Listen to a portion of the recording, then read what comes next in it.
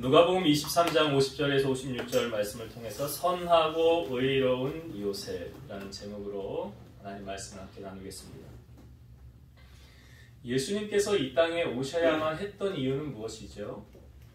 바로 세상에 죄가 유입됐기 때문입니다. 예수님은 죄의 문제를 해결하기 위해서 이 땅에 오셨죠. 성경에 보면 한 사람이 범죄함으로 모든 사람에게 죄가 임했다. 그 한 사람은 아담을 말하는 거죠. 로마서 3장 23절 모든 사람이 죄를 범하였음에 하나님의 영광에 이르지 못하더니 성경은 분명히 모든 사람이 죄를 범했다. 그러니까 여기에서 포함되지 않는 사람은 없어요. 그래서 사람은 태어날 때 누구나 다 뭘 갖고 태어나요? 죄 가지고 태어나요. 그 죄 가지고 태어나서 그 죄의 문제 해결하지 못하면 그 죄 때문에 천국 갈 수 없는 거예요. 한 사람의 범죄로 모든 사람이 정죄에 이르렀으나 한 사람의 의로운 행위로 많은 사람이 의롭다함을 받아 생명에 이르게 되었다. 그러니까 한 사람 아담의 범죄로 모든 사람이 죄를 그 아담의 후손이니까 그 죄의 유전이 흘러나왔지만 한 사람의 의로운 행위 바로 예수님의 십자가로 말미암아 예수님을 믿음으로 죄사함을 받게 되었고 사망에서 생명으로 옮겨지는 그러니까 지옥에서 천국으로 옮겨지는 그러한 일이 예수님을 믿게 됨으로 나타나는 일이라는 것이죠. 요한복음 3장 16절 잘 아시죠? 하나님이 세상을 이처럼 사랑하사 독생자를 주셨으니 이는 저를 믿는 자마다 멸망하지 않고 뭘 얻어요? 영생을 얻게 하려 함이라. 영생이 영원한 생명이에요. 죽지 않고 영원히 사는 거 말하는 거 아닙니까? 요한일서 5장 12절에 아들이 있는 자에게는 생명이 있고 하나님의 아들이 없는 자에게는 생명이 없느니라. 이 말씀이 이해가 되세요? 예, 앞부분에 연결해서 들으면 이해가 되죠? 아들이 있는 자에게는 생명이 있다. 그 아들은 예수님을 말하는 거잖아요. 그러니까 예수님을 믿는 자는 영생한다 이 말이죠. 그러나 하나님의 아들이 없는 자에게는 생명이 없느니라. 생명은 영원한 죽음을 말하는 거예요. 예수님이라는 이름의 뜻은 무엇입니까? 마태복음 1장에 우리에게 소개하고 있죠. 아들을 낳으리니 이름을 예수라 하라. 이는 그가 자기 백성을 그들의 죄에서 구원할 자이심이라. 예수라는 이름의 뜻이 뭐라고요? 자기 백성을 구원할 자라. 창세기 3장 15절을 우리가 원시복음이라고 그러죠. 죄가 세상에 유입되어진 그 사건을 우리에게 보여주고 있죠. 그러니까 처음에는 뱀의 유혹을 받은 하와가 선악과를 먹고 하와가 아담에게도 주죠. 그래서 세상에 죄가 유입되게 됐어요. 그런데 그것을 바라보고 계신 하나님께서 이 죄로부터 말미암아 인간을 구원하기 위해서 내가 여자의 후손을 보낸다라는 말씀이 있죠. 여자의 후손은 누구예요? 예수님이에요. 왜 남자의 후손이라고 하지 않았죠? 남자의 후손으로 오면 그 남자의 씨를 받기 때문에 죄를 가지고 태어나게 되는 거잖아요. 그러니까 예수님이 이 땅에 오실 때 죄 없이 오셔야만 했죠. 누군가의 죄를 가지고 있으면 그 사람의 죄를 대신 해결해 줄 수 없는 거예요. 그래서 구약시대의 제사는 동물들이 와서 죽는다는 의미는 무엇입니까? 동물이 죄가 있어요? 없어요? 없어요. 근데 그 동물이 죽어짐으로 말미암아 내 죄가 전이가 되어져서 죄사함 받는 비결이에요. 이 성경에도 분명히 예수님은 우리와 똑같이 고난을 받으신 분이시지만 죄는 없으시니라 라고 분명히 말하고 있잖아요. 그러니까 예수님이 죄가 없으셨기 때문에 우리의 죄를 대신 짊어지실 수 있었다는 거죠. 그렇기 때문에 예수님은 남자의 후손으로 오실 수 없고 여자의 후손으로 오셔야만 했던 거죠. 그래서 성령으로 잉태되어 마리아, 처녀인 마리아를 통해서 예수님이 이 땅에 오시게 되었다. 왜요? 죄 없이 오셔야 했기 때문에. 죄가 없으셔야 우리의 죄를 짊어지실 수 있기 때문에. 이게 다 이렇게 연결이 되는 거잖아요. 그러니까 예수님의 오시기. 그래서 예수님께서 이 땅에 오셔서 죄 없으신 그분이 우리의 죄를 짊어지시고 십자가에서 죽으셨죠. 십자가에서 운명하셨어요. 그러나 주님은 사흘 만에 다시 살아나시게 되셨죠. 그걸 우리가 부활주일로 지키는 거잖아요. 사망 권세를 깨뜨리시고 사흘 만에 부활하신 주님께서 잠자는 자들의 첫 열매가 되셨도다. 이 잠자는 자들은 죽은 자들을 의미하는 거거든요. 그러니까 죽은 자들도 예수님이 부활하신 것처럼 우리도 다시 부활할 수 있다는 거예요, 없다는 거예요? 있다는 거예요. 우리가 육신이 죽으면 그냥 흙으로 돌아가지만 거기서 끝이 아니라 끝난 게 아니에요. 다시 살아나는 부활이 있는 거예요, 우리에게. 그 부활을 주님이 알려주시기 위해서 주님이 잠자는 자들의 첫 열매가 되셨도다 라고 말씀하시는 거예요.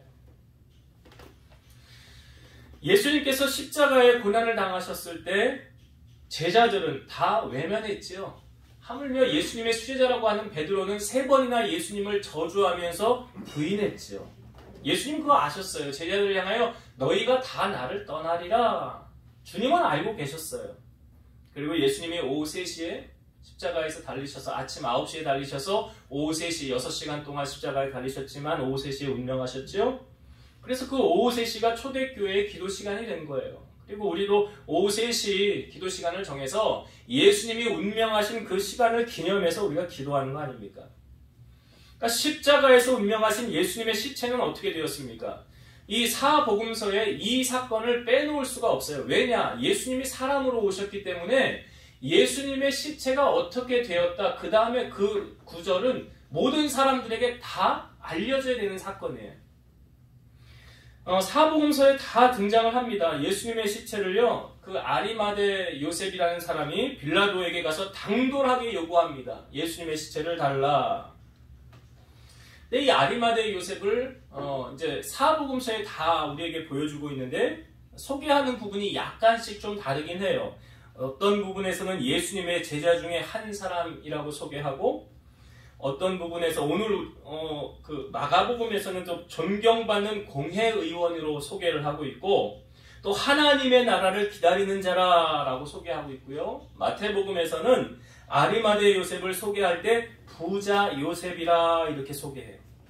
부자 요셉이라.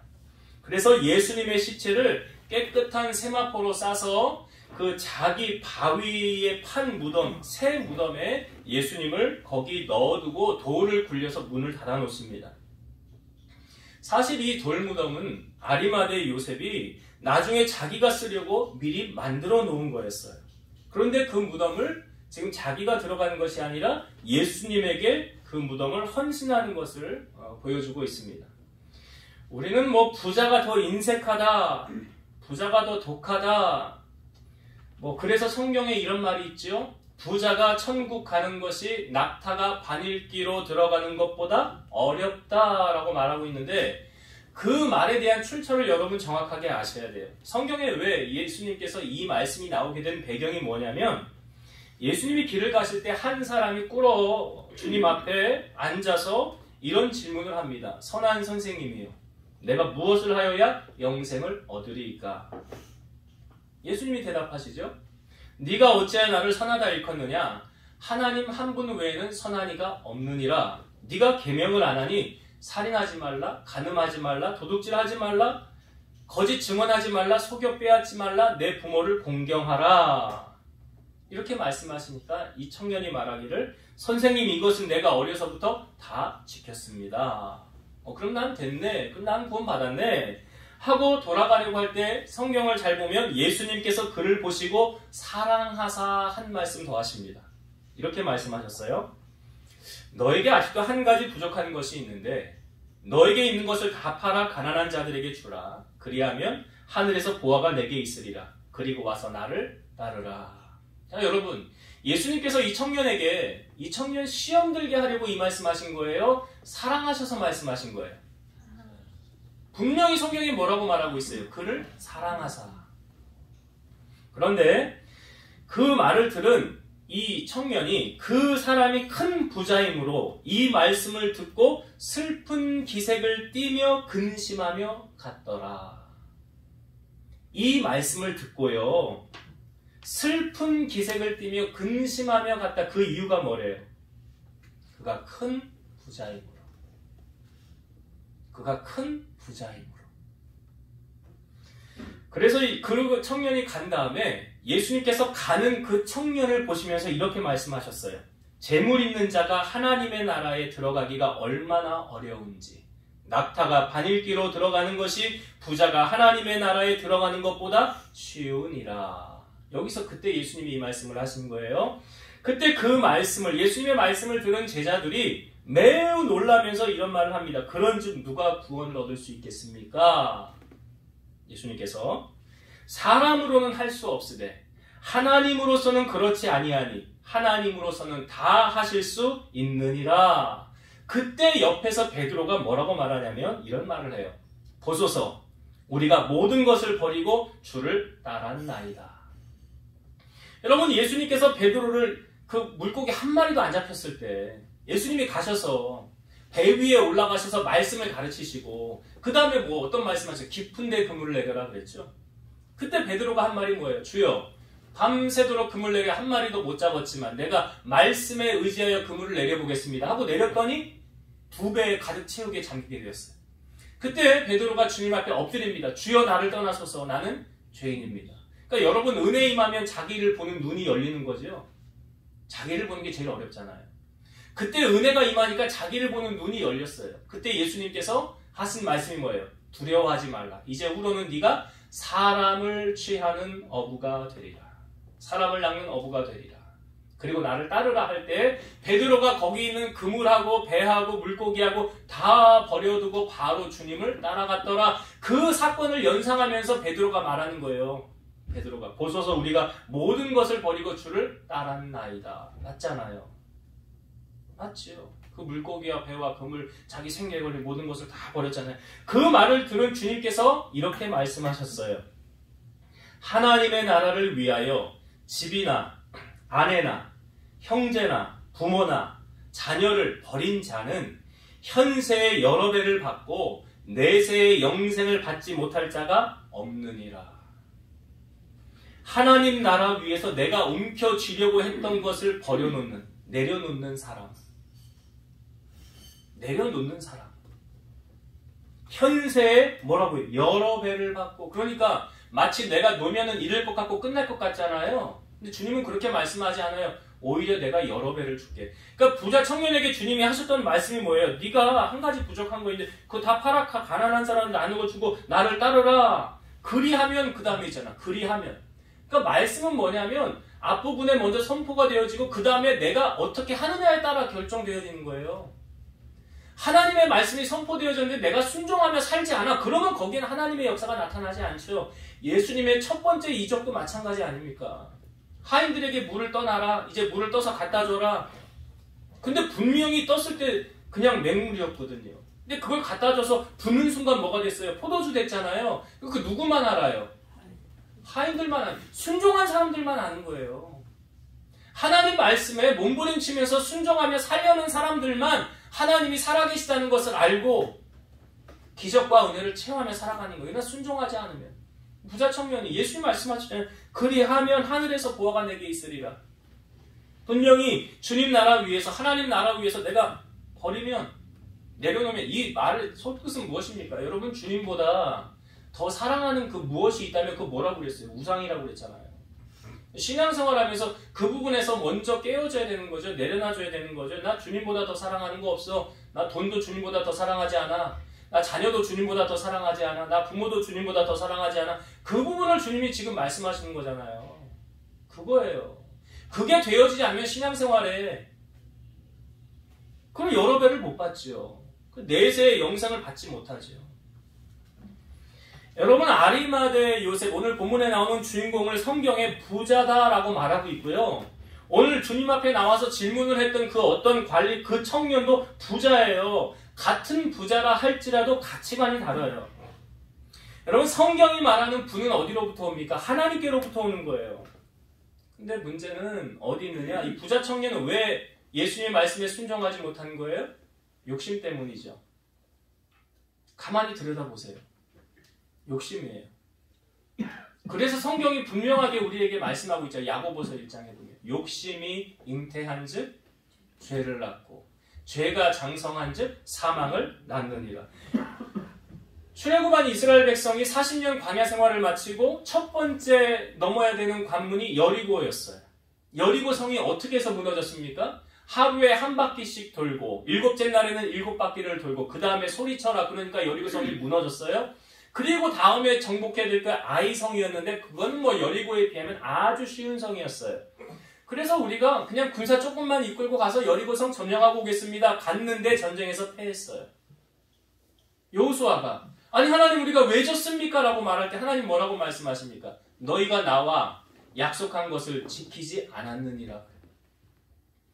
어떤 약속을 하나님 말씀하셨습니까? 여리고성에서 나오는 모든 것들은 다 여호와의 곳간에 드려라. 그 의미가 이제 여리고성에서 오는 첫 것이라는 의미가 있는 거 아닙니까? 그 첫 것은 누구 거예요? 하나님이요. 여러분들 직장 생활하면서 첫 월급 받는 거 그거 하나님의 거예요. 하나님께 드리셔야 되는 거예요. 첫 것, 그리고 농사를 지었을 때 한 해의 첫 수확물은 누구 거예요? 하나님의 거예요. 성경에 하나님의 것이라고 했어요. 첫 것은. 근데 여리고에서 나오는 그 첫 것은 하나님께 드려라. 근데 순종하지 않은 사람이 있었죠. 누굽니까? 아간이라는 사람이 거기 있는 금덩어리하고 옷하고 자기 장막 땅 밑에다가 숨겨놨어요. 하나님 말씀에 순종하지 않은 거죠. 여호수아가 우리가 왜 졌습니까? 라고 할 때 하나님이 너희가 나와 약속을 안 지켰다는 거예요. 그래서 어떻게 합니까? 제비를 뽑죠. 제비를 뽑아서 그 누가 걸렸습니까? 아간이라는 사람이 딱 걸렸잖아. 그 다음에 아간이 한 말이 뭡니까? 내가 하나님의 말씀에 불순종했어요. 내가 여리고에서 나오는 금덩어리하고요. 내가 옷하고요. 내 장막 밑에 아주 깊은 곳에 내가 숨겨놨으니까 아무도 몰라요. 근데 여러분 사람은 속일 수 있어요. 하나님은요? 하나님을 어떻게 속여요? 하나님 못 속이잖아요. 자기가 제비를 뽑히고 나서 말하잖아요. 그리고 나서 어떻게 됐습니까? 아간에게 속한 모든 사람이 다 돌을 던져서 거기 돌무더기가 이루어졌죠? 죽었어요. 그게 이름이 뭐예요? 아골골짜기예요. 부름받아 나선 이 몸에 나오는 그 가사 아닙니까? 아골골짝 빈들에도 복음 들고 가오리요. 그 아골골짜기가 된 거예요. 그리고 난 다음에 아이성을 치러 갔는데 그 다음에 전쟁에서 이겼을까요? 졌을까요? 이겼어요. 그리고 나서 하나님 말씀하시기를 아이성에서 나오는 재물은 어떻게 하래? 너희가 가져라 그러잖아요. 가져라. 그러니까 하나님의 것은 하나님에게, 뭐 가이사의 것은 가이사에게. 하나님도 그 규칙을 말씀하고 있어요. 그러니까 이 아이성에서 처음에 전쟁에서 패배한 원인은 어디 있습니까? 욕심이에요. 욕심 때문이에요. 골로새서 3장 5절 그러므로 땅에 있는 지체를 죽이라 곧 음란과 부정과 사욕과 악한 정욕과 탐심이니 탐심은 우상 숭배니라.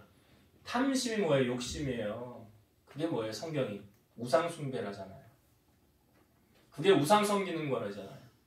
여러분 우리가 이 땅에 올 때 어떻게 태어났습니까? 빈손으로 왔죠. 그래서 성경은 말하죠. 먹을 것과 입을 것이 있은즉 족한 줄로 알 것이니라. 부하려 하는 자들은 여러 가지 시험과 올무와 어리석고 해로운 욕심에 떨어지나니 곧 사람으로 파멸과 멸망에 빠지게 하는 것이라.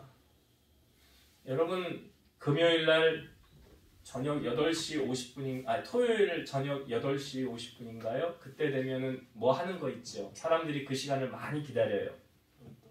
예, 로또예요. 그 시간을 아주 많이 기다립니다. 로또를 사다 놓고 내가 1등이 되는가 안 되는가. 그런데 여러분 그거 아세요? 로또 1등에 당첨된 사람들 중에 제대로 산 사람이 얼마나 되는가. 로또 1등 당첨돼서 그 인생이 정말 행복하고 아름답고 그렇게 살아가는 사람이 한번 조사를 한번 해보세요. 별로 없어요. 디모데전서 6장 10절 돈을 사랑함이 일만하게 뿌리가 되나니 이것을 탐내는 자들은 미혹을 받아 믿음에서 떠나 많은 근심으로써 자기를 찔렀도다. 그러니까 돈 때문에 믿음도 버려요. 믿음도 버린대잖아요. 돈이면 신앙도 팔아먹는 거예요. 아간을 보니까 그 사람의 생명이요 그 소유에 넉넉한 데 있는 데서 오는 게 아니라는 거예요. 여러분 우리 뭐 이런 말 잘 하죠. 부자는 하늘에서 낸다라는 말 하지 않습니까? 아브라함이 죽고 이삭이 이제 그 살아갈 때 흉년이 들었어요. 그래서 애굽으로 피난을 가려고 할 때 하나님이 나타나셔서 말씀하십니다. 너 애굽으로 가지 말고 이 땅에 그냥 머물러 있어라. 그러면 내가 아브라함에게 주었던 그 약속의 축복을 내가 너에게 허락하리라. 아무리 힘들고 어려운 시련이 와도 세상으로 가지 말라는 거죠. 주님 안에 머물러 있으라는 거죠. 하나님의 때가 되면 내가 너에게 반드시 복을 줄 거야. 그래서 이삭이 하나님 말씀에 순종하죠. 창세기 26장 12, 13절 이삭이 그 땅에서 농사하여 그의 100배나 얻었고 여호와께서 복을 주심으로 그 사람이 창대하고 왕성하여 마침내 거부가 되어. 그러니까 뭘 해도 안 되는 그 땅이었잖아요. 그 시절이었잖아요. 온 땅에 기근이 들었는데 농사가 잘 되면 이상한 거 아닙니까? 근데 이삭은 그 해에 농사를 해서 몇 배를 얻었대요? 100배를 얻었대요. 성경이 분명히 말하죠. 여호와께서 복을 주심으로 그 사람이 창대하고 왕성하여 마침내 거부가 되었더라. 저는 설교를 준비하면서 우리 성도들 가운데 부자가 많아졌으면 좋겠어요. 아멘은 아무도 안 하지 이럴 때. 아멘을 해야 내 것이 되는데, 그죠? 네, 안 해요. 아직 때가 안 됐나 봐. 근데 그 물질이 독이 되면 없는 것만 못하겠죠. 그러니까 하나님이 우리에게 복을 주시기 전에 가장 염려하는 부분이 뭐라고 그랬어요? 내가 너에게 복 주면 너 타락하면 어떡하냐? 오히려 그게 독이 되면 어떡하냐? 없는 게 낫지 않겠냐? 그럼 하나님 입장에서 안 주는 게 낫지. 괜히 줬다가 신앙도 팔아먹고 세상으로 나가고 하나님 떠나면 하나님 손해보는 장사잖아요. 그 하나님 손해보는 장사 하시겠어요? 안 하시겠죠. 그럼 없는 게 나은 거잖아요. 근데 만약에 하나님이 복을 주시면 내가 주님 더 잘 섬길게요. 기도 더 많이 하고 봉사 더 많이 하고요. 그전보다 하나님 위해서 더 많이 헌신할게요. 그럼 하나님이 안 주실 이유가 없잖아요. 그런 마음이 돼야지 하나님의 복이 임하지 않겠어요? 여러분 아리마대 요셉을 보세요. 하나님의 일을 위해서 지금 자기의 것을 마음껏 내어놓고 헌신하고 있지 않습니까? 디모데전서 6장 17절에서 19절 네가 이 세대에서 부한 자들을 명하여 마음을 높이지 말고 정함이 없는 재물에 소망을 두지 말고 오직 우리에게 모든 것을 후히 주사 누리게 하시는 하나님께 두며 선을 행하고 선한 사업을 많이 하고 나누어 주기를 좋아하며 너그러운 자가 되게 하라. 이것이 장래의 자기를 위하여 좋은 터를 쌓아 참된 생명을 취하는 것이니라. 이게 부한 자들을 향하여 그 마음을 높이지 말래요. 그리고 정함이 없는 재물에 소망 두지 말고 오직 우리에게 모든 것을 후히 주사 누리게 하시는 하나님께 뭘 두라는 거예요? 마음을 두라는 거예요. 제가 아까 기도할 때도 생사화복 누가 주관하신다고요? 하나님. 높이기도 하시고 낮추기도 하시고 부유하게도 하시고 가난하게도 하시고 그 누가 하신다고요? 그 하나님이 하신다는 거예요. 그 하나님께 마음을 두라는 거예요. 여러분 하나님께서 여러분들에게 맡겨주신 재물, 달란트 얼마나 주님을 위해서 헌신하고 사용하고 계십니까? 그거 나를 위해서, 내 핏줄을 위해서, 내 가족을 위해서만 쓴다고 한다면 그 하나님하고 상관이 없어요. 그래서 하나님이 너희는 먼저 해야 될 게 있죠? 먼저 뭐 하래요? 예, 우리 권사님도 오늘 대답하셨으니까 그렇게 사셔요. 아멘. 아멘. 살아야지. 그 말씀에 그 다음에 나오는 구절이 뭐예요? 그리하면 이 모든 것을 너희에게 더하시오. 모든 것을 더주신. 그러니까 오늘 아리마대 요셉을 보면서 부자가 더 독해? 그렇지 않아요. 꼭 다 그런 것만은 아니에요. 그렇지 않은 사람들도 많아요. 하나님 물질을 복을 받아서 교회도 많이 세운 사람들이 있고요. 헌신하는 사람들 많아요. 선교도 많이 하고. 우리가 잘 드러나지 않아서 그렇지. 오늘 아리마대 요셉이 그런 본을 우리에게 보여주고 있잖아요. 우리도 그렇게 좀 살아보자 이거죠. 자, 이 아리마대 요셉의 직업은 뭐였습니까? 오늘 우리가 읽은 본문의 앞부분에 탁 나오고 있어요. 공회의원이라고 나오죠. 공회의원. 그러니까 공회를 구성하는 사람이고 여기 산헤드린에 참여하는 일원인데 산헤드린이라고 하는 것은 유대인의 최고 의결 기관이에요. 대제사장이 의장이고 공회원으로는 바리새인, 사두개인, 서기관, 장로, 그 백성의 대표 이런 한 명으로 구성되어져 있어요. 그러니까 로마 통치하에서도 정치 문제를 제외한 유대 사회의 입법과 사법을 총괄하는 최고 정책 의결 기관이에요. 그래서 종교 재판 주관하고 성전의 치안 문제 등을 다루는 중요한 일을 하고 있어요. 오늘날로 우리에게 적용을 하면 오늘날 우리의 표현으로 빌면 국회의원이다라고 생각하면 돼요. 거의 이게 맞아요. 여러분 높은 자리일수록 누리게 되는 혜택이 많죠. 권력을 잡으면 그에 따라오는 것이 있어요. 우리나라 국회의원도 보니까 어마어마한 예산을 쓰더라고요. 국회의원 한 사람이. 제가 그냥 잠깐 이렇게 봤는데 1년에 한 토탈 한 7억 정도가 들어가나 예산이 한 사람에게. 사무실 비용이면 여러 가지 비용. 어마어마하잖아요. 월급을 제외한 나머지 하여튼 그런 것. 그러니까 많이 따라와요.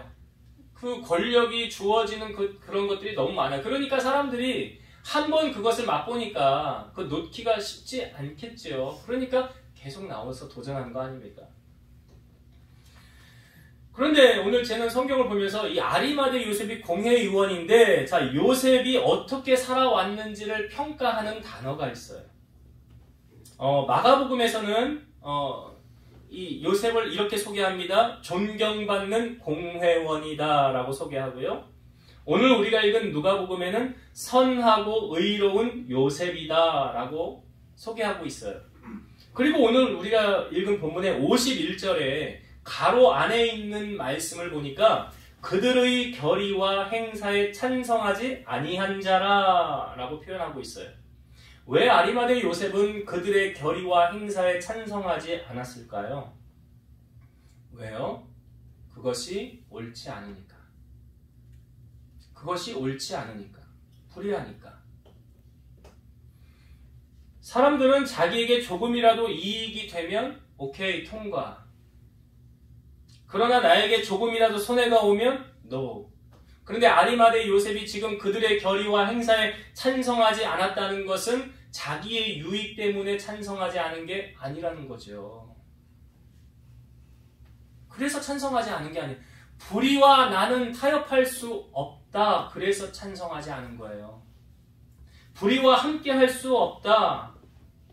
그러니까 요셉에게는 지금 백성을 사랑하는 마음이 보입니까? 안 보입니까? 보이는 거예요. 백성의 입장에서 서서 지금 노한 거 아닙니까? 여러분, 사랑이라는 것은 무엇입니까? 고린도전서 13장이 사랑장이죠. 거기 고린도전서 13장 4절에서 7절 말씀 읽어볼게요. 사랑은 오래 참고 사랑은 온유하며 시기하지 아니하며 사랑은 자랑하지 아니하며 교만하지 아니하며 무례히 행하지 아니하며 자기의 유익을 구하지 아니하며 성내지 아니하며 악한 것을 생각하지 아니하며 불의를 기뻐하지 아니하며 진리와 함께 기뻐하고 모든 것을 참으며 모든 것을 믿으며 모든 것을 바라며 모든 것을 견디느니라. 사랑이란 뭐냐? 몇 가지가 확 와닿는 게 있어. 자기의 유익을 구하는 게 아니래요. 사람은 다 자기 유익 쫓아가지 않아요? 그 사랑하는 사람 아니에요. 악한 것을 생각하지 않는 거예요. 반대말로 말하면 선한 것 따라가는 거 아니에요? 지금 아리마대 요셉이 이 악한 것에 동조하지 않는 거예요. 그러니까 사랑이 있는 거잖아요. 하나님 사랑이. 그리고 불의를 기뻐하지 아니하며 진리와 함께 기뻐하고. 여러분, 신앙생활을 우리가 하려면 여기 본문에 나오는 아리마대 요셉처럼 해야 돼요. 우리가 이 땅에 살면서 불의를 보고 그 잘못된 것을 보고 묵인하면 인정하는 거 되는 거 아닙니까? 그렇죠. 그냥 가만히 있으면 인정하는 게 돼버리는 거예요. 그런데 아리마대 요셉은 어떻게 했어요? 그들의 결의와 행사에 찬성하지 아니한지라. 불의를 보고 나는 그거 찬성할 수 없어. 너네 국회의원, 공의원들, 너희들 70명이 다 오케이 해도 나는 노 할 거야. 이 진정한 크리스찬이잖아요. 불의와 타협하지 않는 것. 여러분, 신앙의 기준이라는 건 무엇입니까? 우리가 뭘 따라가는 거예요? 하나님 말씀 따라가는 거죠. 그러니까 하나님의 말씀에 하라 그럼 하면 되는 거고, 하지 말아라 그럼 안 하면 되는 거예요. 이게 신앙이에요. 요한계시록 22장 18, 19절 내가 이 두루마리의 예언의 말씀을 듣는 모든 사람에게 증언하노니 만일 누구든지 이것들 외에 더하면 하나님이 이 두루마리에 기록된 재앙들을 그에게 더하실 것이요 만일 누구든지 이 두루마리의 예언의 말씀에서 제하여 버리면 하나님이 이 두루마리에 기록된 생명나무와 및 거룩한 성의 참여함을 제하여 버리시리라. 이게 무슨 말일까? 하나님 말씀을 있는 그대로 받아들이라는 거죠. 거기에 더하거나 빼지 말아라. 이 말은 우리가 하나님이 하라 그러면 그냥 해야 돼요. 하지 말아라 그러면 하지 말아야 돼요. 거기에 토를 달 수가 없는 거예요. 신앙이란 그런 거예요. 말씀 따라가는 거예요. 창세기에 등장하는 요셉, 오늘 본문에 나오는 사람하고 이름이 똑같은 요셉 있지 않습니까? 창세기에 나오는 요셉, 야곱의 아들. 그 요셉이 형들에 의해서 애굽으로 팔려갔지만 형통할 수 있었던 비결이 무엇입니까? 여러분 창세기 39장에 보면 요셉이 애굽에 팔려가서 있었던 사건이 쭉 나오지 않습니까? 그가 형통한 자가 되어 보디발이 보니까 하나님이 너와 함께 하시구나. 보디발은 하나님 믿는 백성 아니에요? 근데 요셉을 보니까 하나님이 너와 함께 하시는구나 라는 것을 봤다는 거예요. 그리고 나서 그에게 가정 총무일을 맡긴 거예요. 그런데 그 보디발의 아내가 요셉을 자꾸 유혹하잖아요? 근데 유혹할 때 요셉이 했던 말이 뭡니까? 이거잖아요. 내가 어떻게 하나님 앞에 득죄할 수 있겠습니까? 내가 어떻게 하나님 앞에 죄를 범할 수 있겠냐 이 말이에요.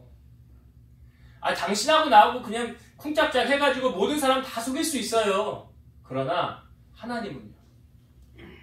나 하나님 앞에 그렇게 못합니다.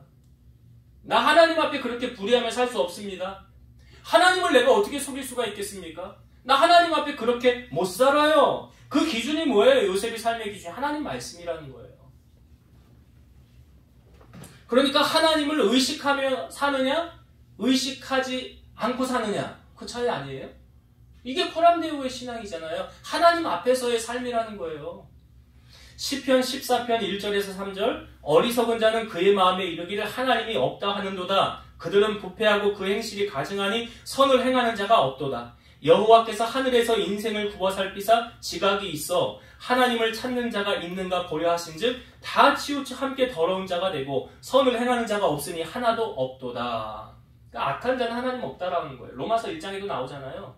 하나님이 있음을 알면서도 범죄하는 사람들이 있어요. 근데 악한 사람은 하나님 없다고 인정을 합니다. 근데 성경에 보니까 하나님께서 하늘에서 인생을 굽어 살피사 지각이 있어 하나님을 찾는 자가 있는가 보려 하신즉 하나님은 하나님을 찾는 자를 만나주신다는 거죠. 나를 간절히 찾는 자가 나를 만나리라 그러잖아요. 근데 이렇게 악을 행하는 이 대표적인 도시가 어디였습니까? 소돔과 고모라. 의인 10명이 없어서 멸망한 땅. 소돔과 고모라를 베드로 사도가 베드로후서 2장 6절에서 8절에 보면 소돔과 고모라 성을 멸망하기로 정하여 제가 되게 하사 후세에 경건하지 아니할 자들에게 본을 삼으셨으니 무법한 자들의 음란한 행실로 말미암아 고통당하는 의로운 롯을 건지셨으니 이는 이 의인이 그들 중에 거하여 날마다 저 불법한 행실을 보고 들음으로 그 의로운 심령이 상함이라. 그러니까 소돔과 고모라에서는 진리를 찾을 수가 없고 온통 악으로 가득 찬 도시였어요. 근데 롯이 아브라함 떠나서 선택한 도시가 거기였죠. 근데 롯을 성경에 말하기를 이 의인이 그들 중에 거하여 날마다 저 불법한 행실을 보고 들음으로 그 의로운 심령이 상하더라. 그러니까 복 있는 사람은 아무 자리나 가는 게 아니라는 거예요. 죄의 자리에 가는 거 아니래요. 오만한 자들의 자리에 앉는 게 아니래요. 가려가며 가셔야 돼요.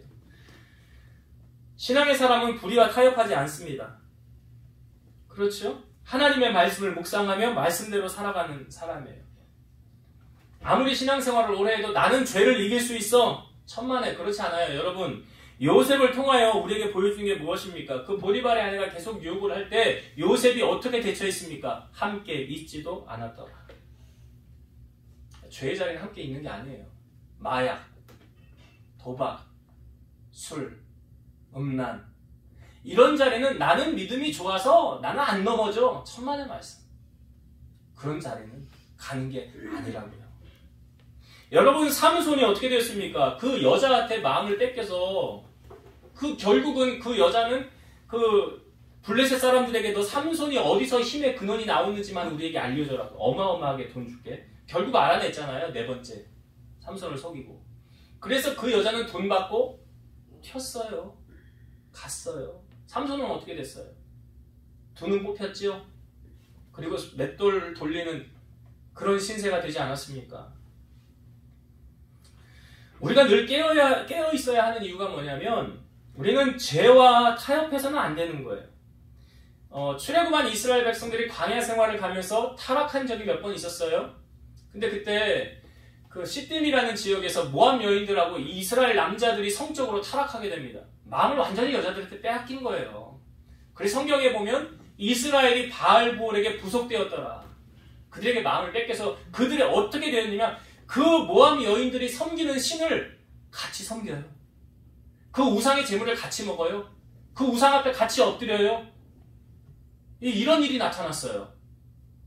하나님이 보시기에 얼마나 황당한 사건입니까? 타락한 사건이잖아요.